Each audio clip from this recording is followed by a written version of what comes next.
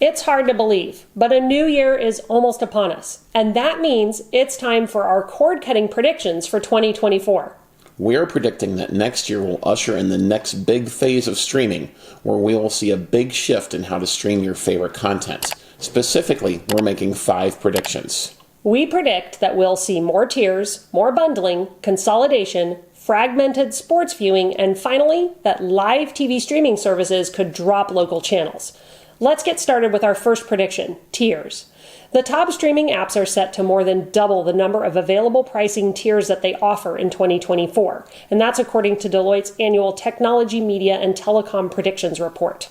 Streaming services are expected to charge more for premium content, offer longer subscriptions, and expand pricing tiers. They're doing this to reduce churn, offer something for everyone, and make more money.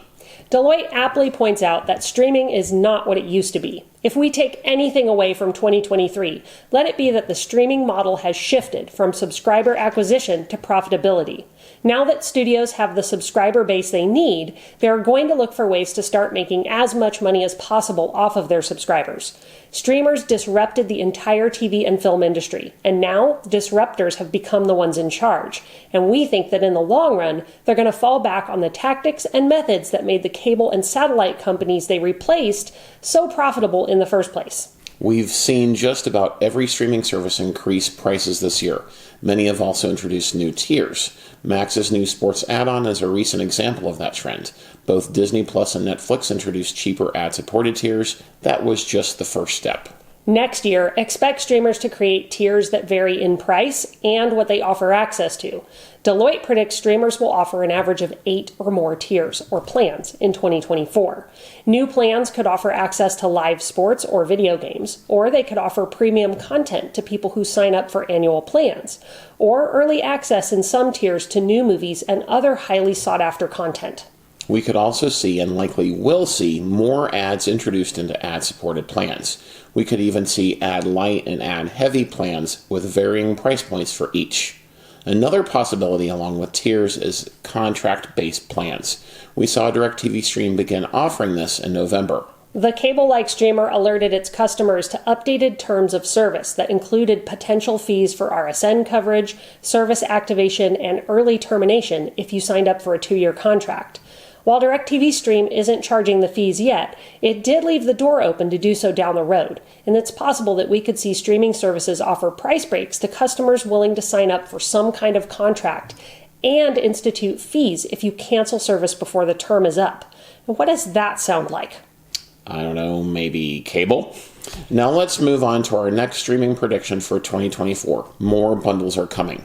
In 2023, streamers benefited from so-called soft bundles, like Paramount Plus and Showtime, or perhaps the most popular, the Disney Bundle.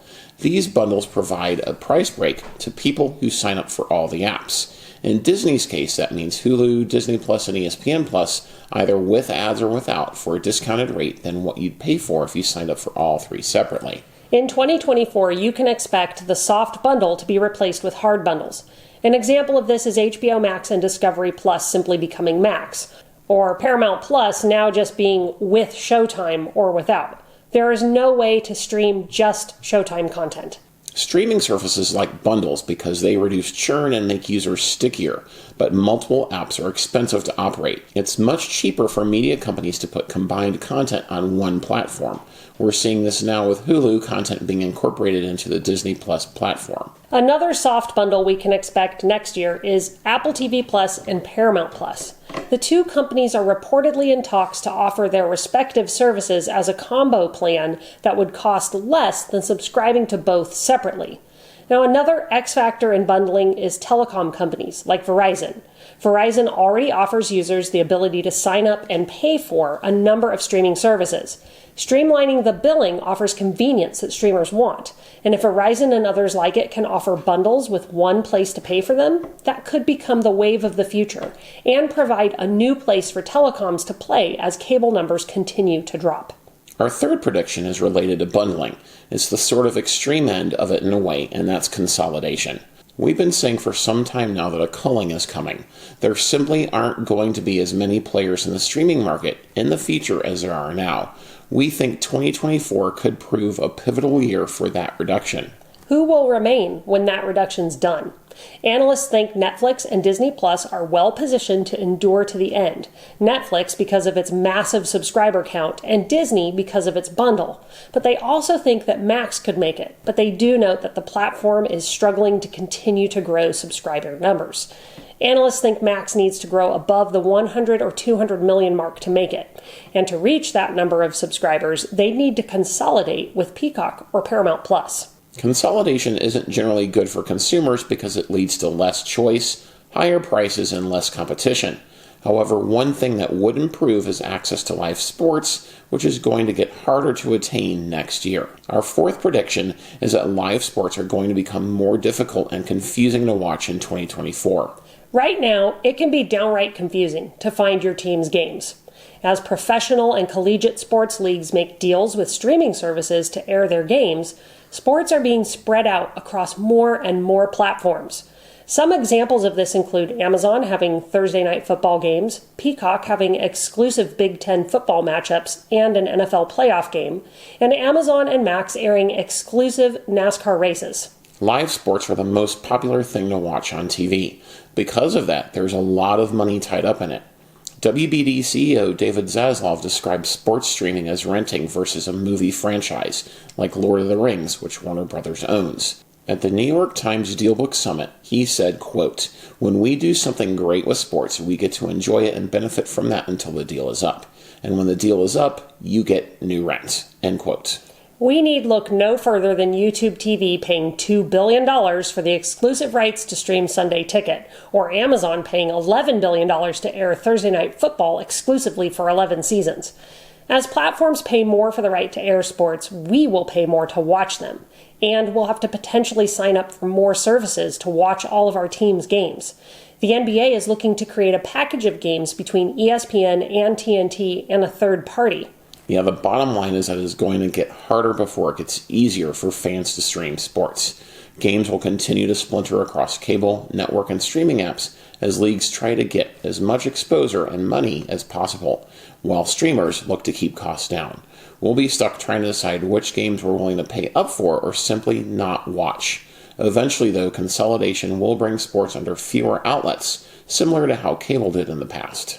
Now let's move on to our final prediction, that we could see live TV streaming services lose local channels. One of the selling points for premium live TV streaming services like YouTube TV and Hulu Live is that they include access to your local networks. This makes them true cable replacements. However, as carriage disputes continue to cause customers to lose access to local channels, we could see both cable and streaming services choose to simply stop offering local channels. They could be tired of being held hostage by local broadcasting groups that raise prices and let agreements expire until they get their higher retransmission fees paid. DirecTV Chief Content Officer Rob Thun said, quote, "We need to consider whether we need local broadcast in our lineup because it's driving up prices," end quote. DirecTV's dispute with Tegna and other local broadcasters is the latest in a long string of blackouts that have caused customers in dozens of markets to lose access to channels. If cable and satellite companies decide to stop carrying locals, live TV streaming services could as well. This would hurt people who can't get their locals through an antenna.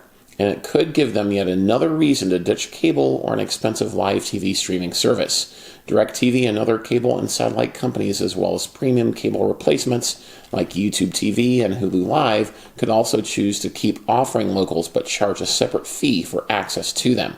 It seems unlikely that people would be willing to pay that when they could switch to a streaming service or get the channels free through an antenna. Then there's also the issue of local providers wanting live TV streaming services to be treated as cable companies by the FCC. That's something live streaming apps like YouTube TV do not want.